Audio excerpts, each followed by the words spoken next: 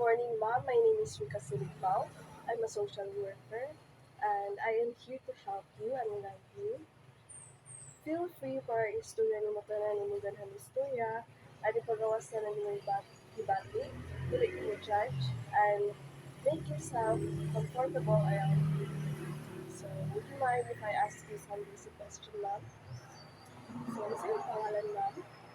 Pangalan is A. Siling.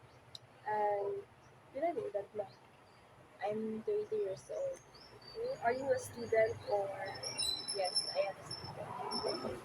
so, ano ka na Kapuyo ko sa barangay Sinipay City sa Buanga City. Okay. So, sa may nabatian niyo mo karon?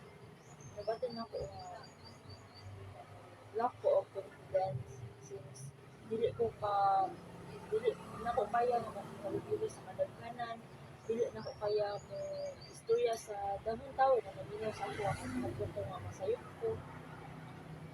Okay, so you're antisocial lang pagkatao.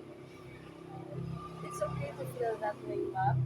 We all have insecurities or hadlok sa mga judgment sa mga tao.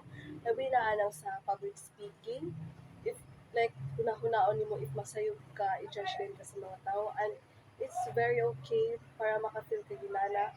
Kaya kita tanan naman dyan hadlok ka na sa judgment. But always remember na we only live once.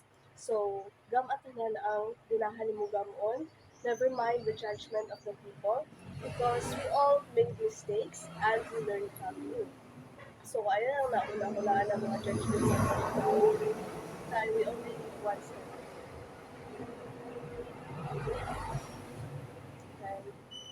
And also, you are very strong dyan pagkatao because even though maulaw ka makikuan sa mga tao, you showed up to gapon kadari. Like, nianhin jud kadari and if I ask you some question, mutubag sad ka. And I am very happy for that. Kay responses at kasakuha and nag-showed up kadari. You're a really strong person.